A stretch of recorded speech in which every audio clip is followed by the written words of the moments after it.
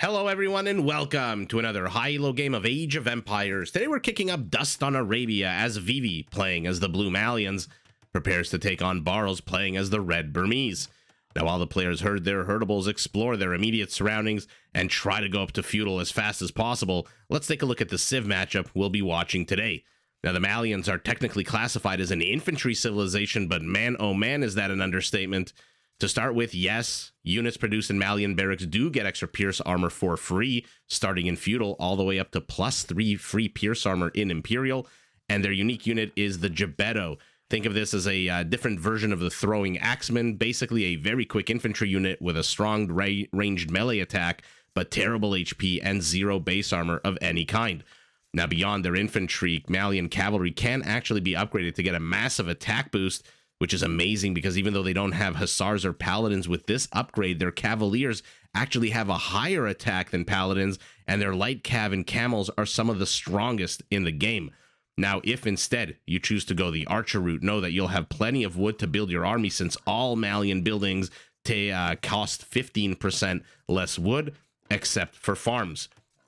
Now, in order to build your military as fast as possible and as big as possible, Malian gold mines do last 30% longer, their universities work 80% faster, and their villagers are harder to raid because the Malians can actually upgrade their town centers, these guys, to actually fire 5 arrows when not garrisoned and up to 15 arrows when fully garrisoned, compared to the usual normal 10 fired by a fully garrisoned town center. Now, opposing Vivi the Blue Malian is Barles the Red Burmese, a civilization that very much focuses on their mounted units. Burmese battle elephants automatically come with extra armor and can be upgraded actually to get even more armor. Their cavalry can also be upgraded to get a powerful attack boost against archers. And their unique unit, the Arambai, is a ranged cavalry unit that throws darts at its opponents with horrible accuracy. I think it's 20% base accuracy and 30% if you go elite. But the cool little characteristic about the Arambai, any dart that misses still does 100% damage to whatever unit they land on, compared to the usual 50% damage that other archer units have when their projectile misses and lands on another unit. Now, to support the Burmese mounted units, especially their elephants on the field of battle, you actually have several options as the Burmese. First, if you want to go infantry, know that all Burmese infantry get a progressive attack boost starting in Feudal all the way up to +3 in Imperial. Or you can choose to go the route of the Spellcaster, the Monk. And if you go this route, know that technologies are 50% cheaper. And to help you pay for those, one of the coolest features in Age of Empires, I'm going to show you how it looks. The Burmese know exactly where all the relics are on the map, so you can start gathering them and collecting them as soon as possible. Now, in order for the Burmese to build the infrastructure they need to pump out huge amounts of units, all of their lumber camp technologies from here are absolutely free.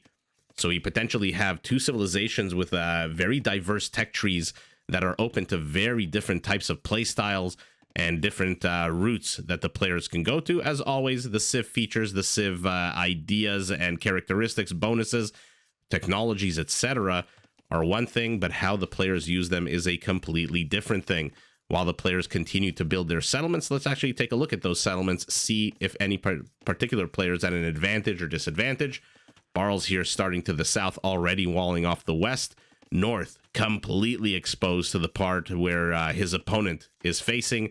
And the west also completely open, although a bit of a wall off possible further away from the settlement, maybe later on in the game. Primary gold, not very secure to the side here. Primary stone, very much secure and in the back.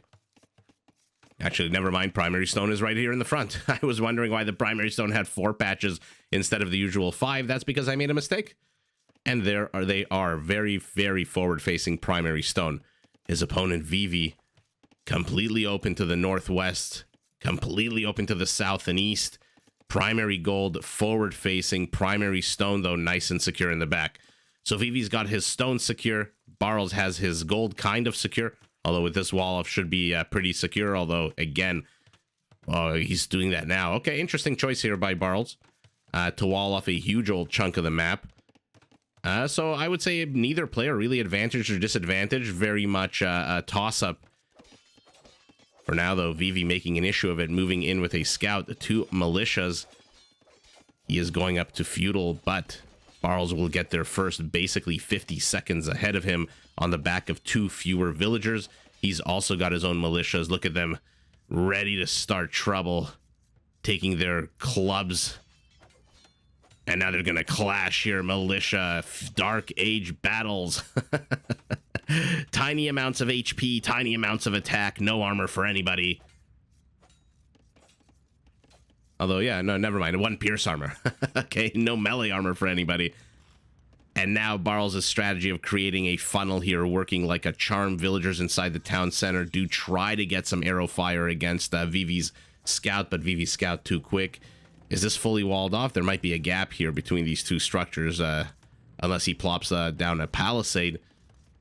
But Vivi here, he's back, still with the same army. Let's take a look at their HP. His scout is down significantly. His men-at-arms have taken some damage. This is not an army that's going to be around a long time. I would be absolutely shocked if he upgrades them to anything beyond militia at the moment. And let's take a look. Now, remember the free pierce armor of the Malians up here. The pierce automatically +1, whereas the Burmese automatic attack boost of +1. Now, if the Malians got a free melee +1 attack, rather +1 armor upgrade, it would be a upgrades that cancel each other out, right? But because it's pierce and he's being chased by melee units, advantage very much here to our Burmese. And as he advances on in the ages, if they continue going infantry, that advantage will just exponentially increase with the +2, +3 in Castle and Imperial. For now, though, neither player really seeming to make an issue of anything. 4 army supply, 25 villager counts. Let's take a look at what they're building. We've got an archery range up for our Malian. No secondary structure just yet. Already starting to mine his secondary gold very far away. I absolutely love this. If you guys have watched my videos, you know I'm going to zoom out first of all and show you. Take a look at this big chunk of the map that Vivi carved out for himself. Same thing, by the way, for Barles. But Vivi, one of my issues with these kinds of giant wall-offs very far away from your town centers, how do you defend these areas if they come under attack?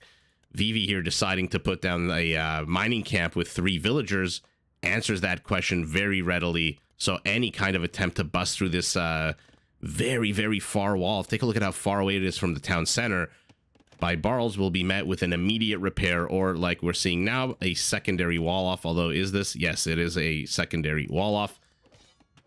If this mining camp was not here, if these villagers weren't here, he would have to send the closest villager, which would be one of these lumberjacks. And by the time he or she got there, this entire area would be open. Not that I think 2 militias and a scout at about a half health can do anything, but it'd still be annoying, still be a pain in the ass, easier to deal with it when you have villagers over here, plus his primary gold, like I said, very forward facing, so not exactly the easiest place to mine gold at the moment. So good move here by Vivi to take this secondary gold first. Let's take a look at Barles, and by the way, he's building his second structure, the blacksmith, to help wall this off. Barles also has carved a giant chunk of the map for himself, but like I said, if this palisade, any of these palisades here on the extremities come under attack, or even the ones here, where is the closest villager? Over here. Look how far they have to walk. Here, not including the one building the blacksmith, would be the gold mining villagers. Look how far they would have to walk in order to put up any kind of defense. Barles, archery range. Barles, blacksmith, exact same structures for both players. Military counts basically identical, villager count identical. Let's see what the army comps are for our red Burmese. He's still got his 2 militia. Okay, a bit of a army supply decrease for both players here. 2 militia, 6 archers, and a scout. The militia's coming home, having done absolutely nothing. 0 kills on those. Secondary wall being created by Barles. I guess he agrees with my assessment that these further away wall-offs are not exactly easy to defend. Red is going to discover that there's a big old body of archers moving his way. Our Malian with what? 6 archers, 2 skirmishers, and a spearman. Although only 5 of those archers are here. Looks like another dot moving forward. That is that archer, and the spearman joins the fight as well. No scout cavalry for him. Oh, very ballsy move here by Vivi, moving into the town center fire, not knowing what's in that archery range, knowing that there's a flag up. So could it be one skirmisher? Could it be 3 skirmishers? No, it's 5 archers, 6, but one of them died. Kill count now very much in favor of Barles with that defender's advantage. He is chasing these skirmishers away with villagers. Not a bad choice at all. As long as you can get into their minimum range, you will be nice and safe. And yet again, he enters the town center fire, and this one scout should be able... Oh, no, never mind. I thought he'd be able to get rid of them, but his HP is just so bad. One more shot, and murder-suicide over here. He dies, the spearman dies, skirmisher rather. But Vivi's not done. 4 more archers and a skirmisher, more and more blue dots streaming across the map. Let's take a look at resources. Who's banking what? Barles already up to castle. Vivi still 100 food away. How many villagers on food? 20, so he should be able to get 100 food very, very quickly. Vivi continuing to send his units into the town center fire. This town center has more kills than any other units in Barles' army. 2 kills for it. And he finally disengages, realizing that one of his archers is basically dead. Another one is at below half health. A few skirmishers have some HP reduced, but again, you don't know what's in here.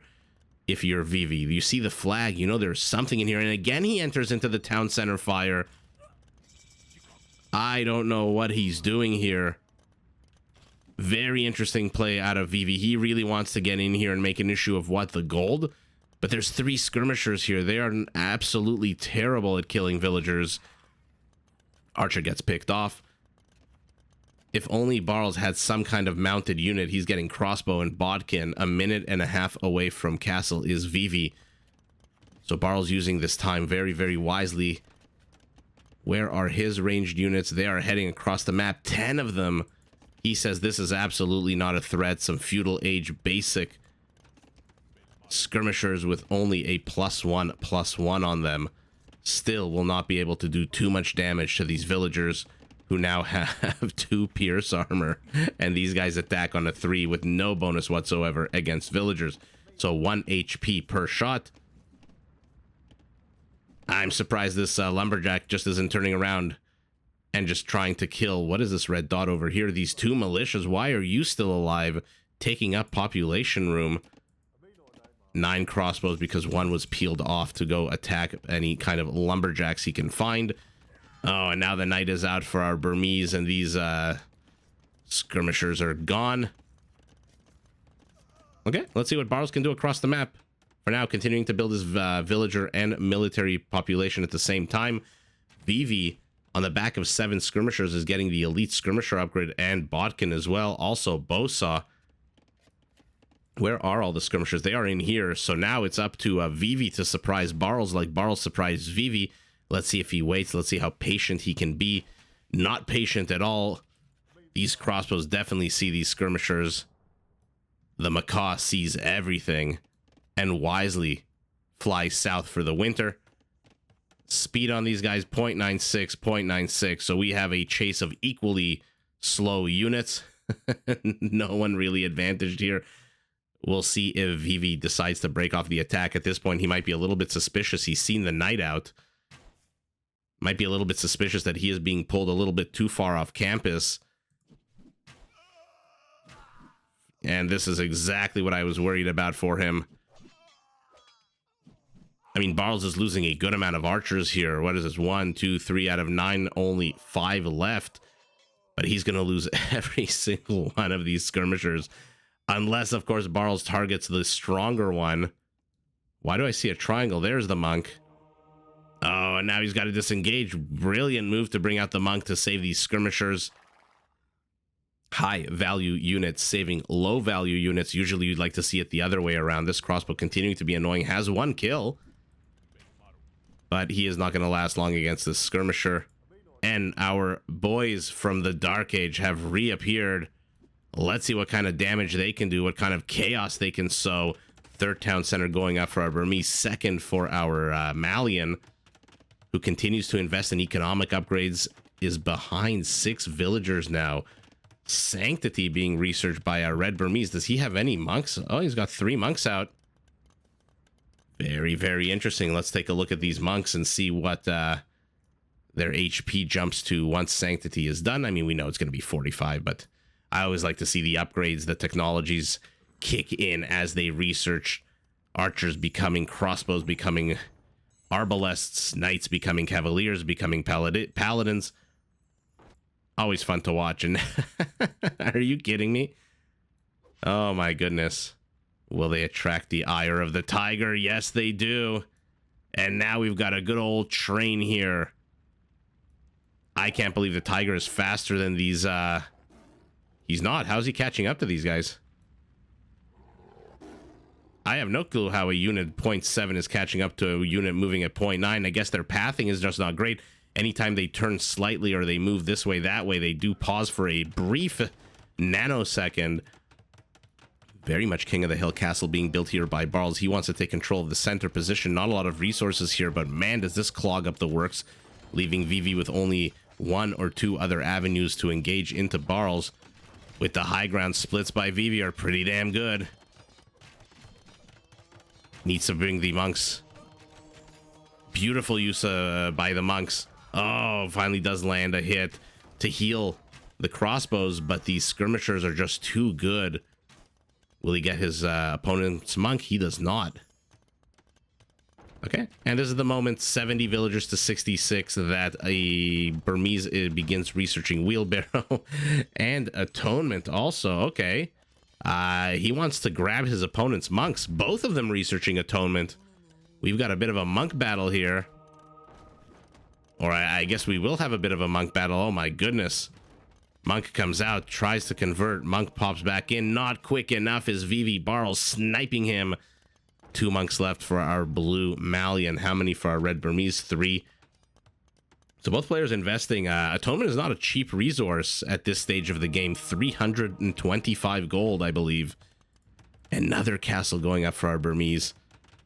Wants to surround and choke out Vivi, much like the python named after the Burmese. The Burmese python. I think that's a thing, right? Yeah. Okay. Villager continuing to take minimal damage. It's always fun for me to watch skirmishers, even elite skirmishers, attack villagers. They're just so damn weak. They do so little damage. But what's the follow-up here? Vivi has managed to stabilize in terms of villager count. He has 3 town centers up of his own. He has no castle, though, getting fervor. Where are his monks? There they are. So they will move 15% faster with their 50% extra HP and their ability to convert enemy monks. Sneaking between the castles. Is he going to get a monk snipe? Does he notice? Notices, gets the snipe. Fantastic catch here by Vivi. What is he doing here? Trying to distract his opponent. His opponent with a pretty ragtag army here. Their HP is down about 100. Basically, only the knight here is the big threat. At the same time, the encounter knight and a bunch of skirmishers being annoying at the north of Barles' base. But Barles has already established a position here. His score is about 10-15% ahead of his opponents. Building a ram by, you love to see them. Absolutely fun unit. There was a live stream that I did recently where it was a Rambai against Mangudai, and as long as the Mangudai kept their range, they were fine, but the Rambai closed the gaps. The Mangudai were clumped, and it was something like 30 Rambai to 30 Mangudai, and the Mangudai just absolutely melted 3 or 4 at a time every time the Rambai threw their little darts. And again, their base accuracy, take a look, 20% is absolute dog shit. But if your opponent clumps, my God, can they be a pain in the ass. Remember, their attack doesn't change. There's no upgrade in the game that can improve their attack. So they're stuck at a 12, and the elite is stuck at a 15. With Husbandry, they will move a little bit quicker, but it doesn't really matter because, again, they deal 100% damage to whatever unit they hit. Barles needs to do something here. He's down in villager supply now. He's getting his buildings converted, although they are only converting houses at the moment. He built this big, impressive forward position to the center and forward position to the left. Vivi, though, just deciding to ignore it altogether, saying, hey, good luck with that. I'm just going to build a castle to the right where you don't have a castle. Oh, man, the Arambai, so good, even though they have such bad accuracy. And he's going to probably move them into the castle to heal them. I hope. Their HP is down significantly. But good for Vivi here, basically pulling, I wouldn't call it a base trade, but essentially a counter base attack. Our Burmese building a very defensive castle, despite the fact that he's already committed aggressively here with 2 other castles. A convert attempted on the stable deletes it so that it doesn't fall into enemy hands. Scorched earth policy here being adopted by our red Burmese, who now brings back his entire army. Man, good for Vivi here. Uh-oh. Will he get the mangonel? That was an absolute sour loss. 4 or 5 monks for absolutely nothing. Cleans up basically all of the aggression here. There's still a knight with almost full HP, but the Arambai will be able to run around. Deletes his own house so he can get there quicker. Does already have 200 supply room. Blue about to find out that there's a castle here. Let's take a look at his vision. He'll find out how by a bunch of arrows firing right into his face. Oh man, vision is very, very important. And no, I'm not talking about Wanda vision or the superhero vision. I am, of course, talking about vision in the game. Man, Vivi being annoying here, despite being down in army supply for the last little while. For some reason, this mangonel taking a smoke break. Needs to move forward to get rid of that skirmisher counter castle going up. Counter castle going up. Vivi be preparing to push out. Barles hitting Imperial first. Vivi's score is absolutely terrible right now because of all the kills. Look at Barles's kills, basically actually exactly double the kills. But Vivi's going to be an Imperial soon as well, starting to build camels. We'll see if we see the Farimba upgrade, which is that one that adds a massive attack boost to all of their mounted units. One of my personal favorite, fully upgraded a Malian camel does 7+7. 7+7 attack. Finally gets rid of the skirmisher, or the skirmisher. Now remember, the Malians do not have the last attack upgrades. They're like the Lithuanians. It would otherwise be just way too unfair. Light cab being researched for our Burmese. How many scouts does he have? Only 4. But first player to hit Imperial, no surprise, we're hearing the twing twang of a trebuchet.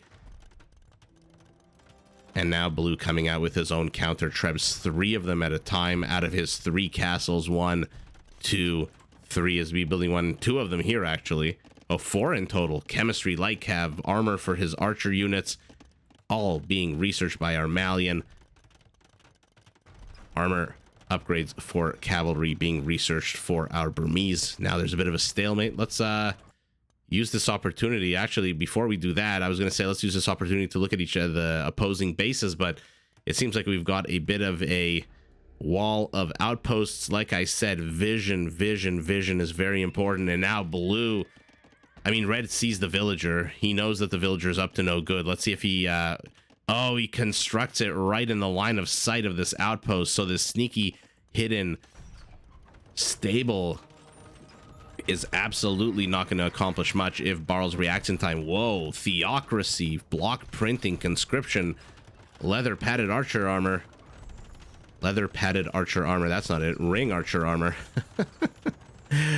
Theocracy, of course, means if you have 10 monks converting a unit, only one of them has to regain their faith. Block printing adds 3 range, making them 12 range units.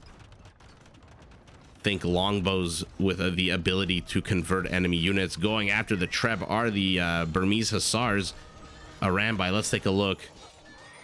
Luckily for Blue, his skirmishers are not clumped. Does manage to get a convert on one of the Arambai. Where are his monks? I don't see. He's got 1 monk.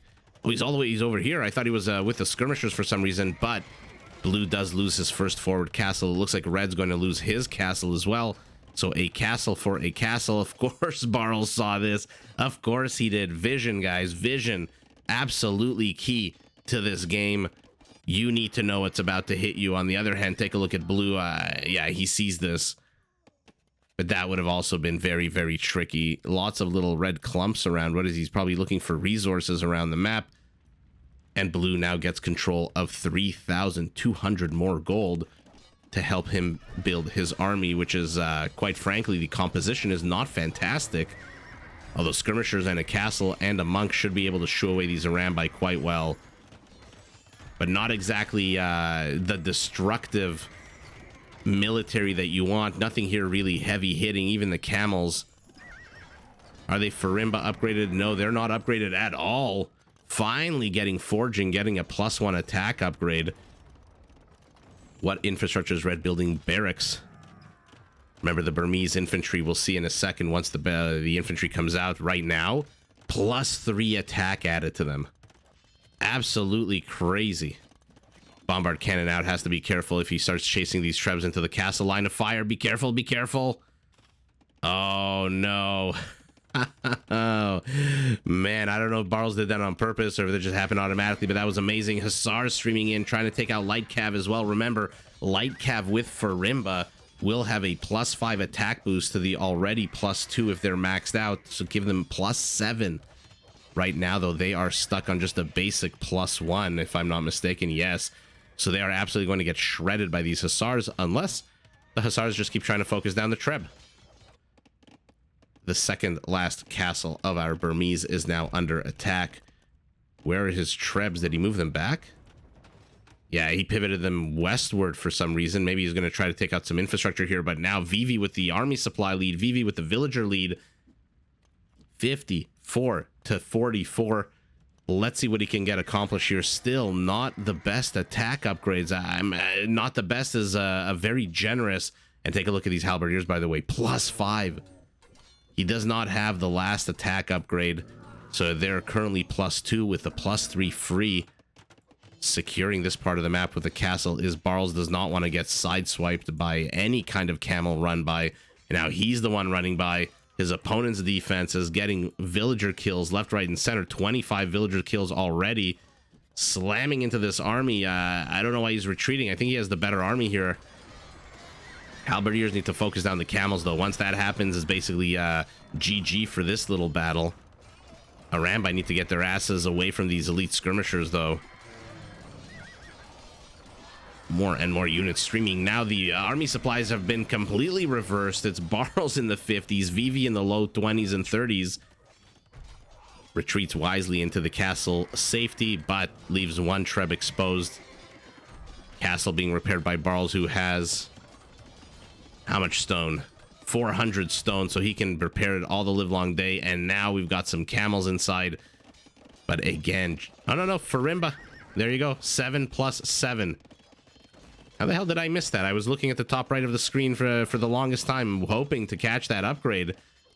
We're at the 47-minute mark. I'm going to look at the upgrade list at the end of the game and see exactly when. It couldn't have been too long ago. But anyway, take a look at that. 7 + 7 on those camels. Take a look at the light cav. Where are they? Over here doing nothing. 7 + 7. So a 14 attack. The Hussars have 9 for our Burmese, but he is not relying too much on his Hussars to do anything but kill villagers. These guys are really the damage dealers right now to push away the camels and the light cav, and they attack on an 11. An 11, a halberdier attacking on 11. That's before the bonus kicks in.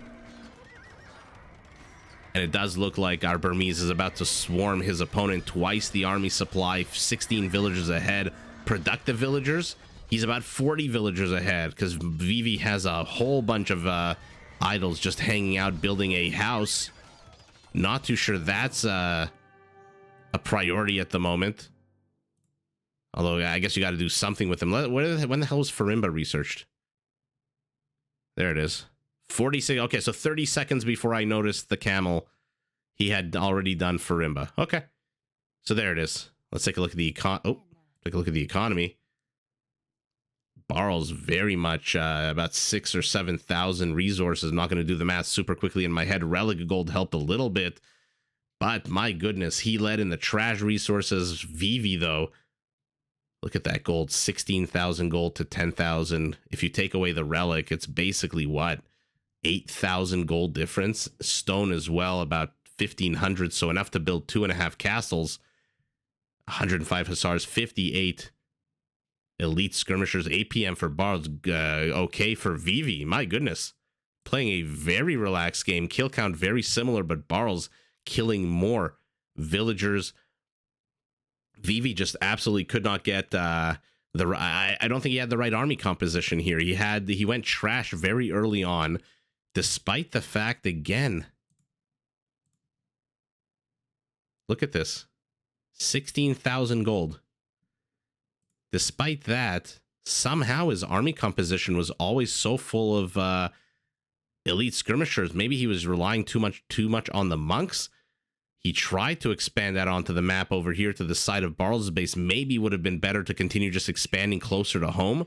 I love this little expansion to the side when he started pumping out camels, but I think he threw away way too many small clumps of unit trying to raid over here the body of a hussar, or rather a light cavalry. Maybe, is that a cape? Maybe a camel?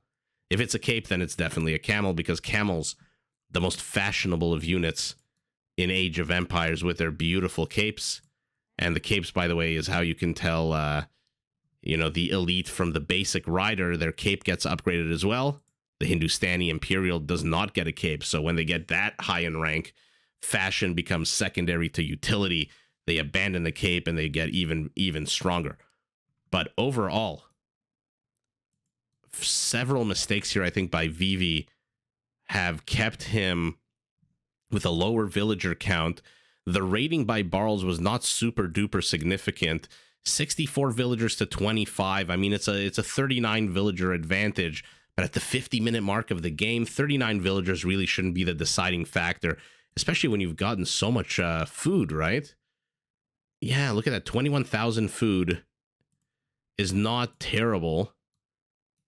I think just the army composition here for Vivi was just not quite on point. Camels, fantastic units to counter the hussars, but he needed to tech switch a lot earlier than he did. Again, the elite skirmishers were able to zone at the Arambai, but by the time they actually did, despite the fact that he had cleared out, I mean, take a look at the space around his base. He cleared it out fantastically.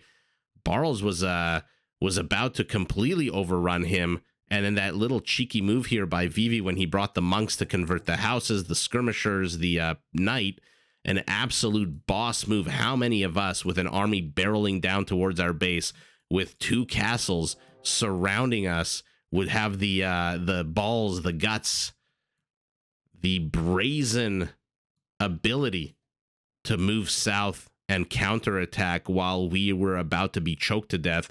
Vivi does it. Vivi delays the inevitable, clears out all of the space. Take a look. Barles tried to choke out his opponent like a python, but Vivi fought back. Unfortunately for him, because he took a bit of raiding and never really replenished his villager count. I mean, it shouldn't really be at 100 at this stage. It really should be a little bit higher. Let's take a look at his food count. 200 food. Okay, I mean, not a lot of food, but again, I don't think that he took that much damage in raiding. An extra 39, 40 villagers is not the end of the world.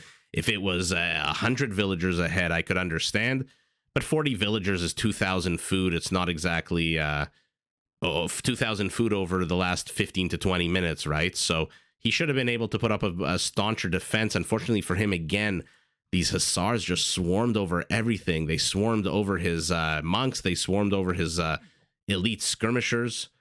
They swarmed over anything and everything, and Barles, with the better army composition, the stronger settlement, the economy, looks like he's got a few halberdiers strewn about here to deal with the camel run-bys.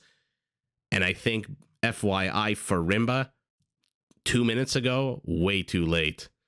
Way too late. Does it show when he reached Imperial, by the way?